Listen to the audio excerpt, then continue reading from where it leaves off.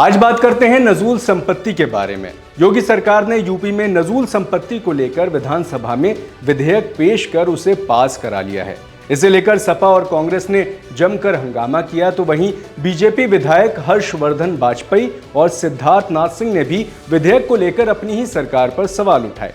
वाजपेयी ने कहा कि एक तरफ हम लोगों को प्रधानमंत्री आवास योजना में घर दे रहे हैं और दूसरी ओर हजारों लोगों की जमीन ले रहे हैं। तो उधर जनसत्ता दल लोकतांत्रिक के विधायक रघुराज प्रताप सिंह उर्फ राजा भैया ने कहा कि उन्होंने नजूल भूमि विधेयक का विरोध किया है क्योंकि ये जनता के हित में नहीं है, इसमें सुधार किया जाना चाहिए।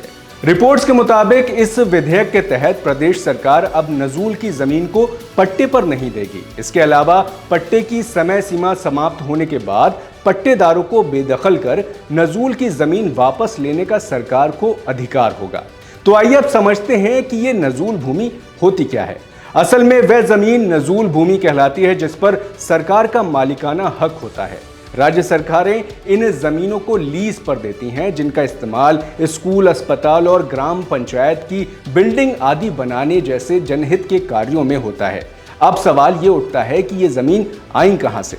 दरअसल स्वतंत्रता के बाद जिन जमीन मालिकों से अंग्रेजों ने जमीन हड़पी थी, उनके वारिसों को वापस लौटा दी गई। लेकिन कई जमीन ऐसी थी जिनके वारिस ही नहीं बचे। लोग अपना शहर या गांव छोड़कर चले गए और वापस ही नहीं लौटे। अब ये जमीन नजूल भूमि हो गई।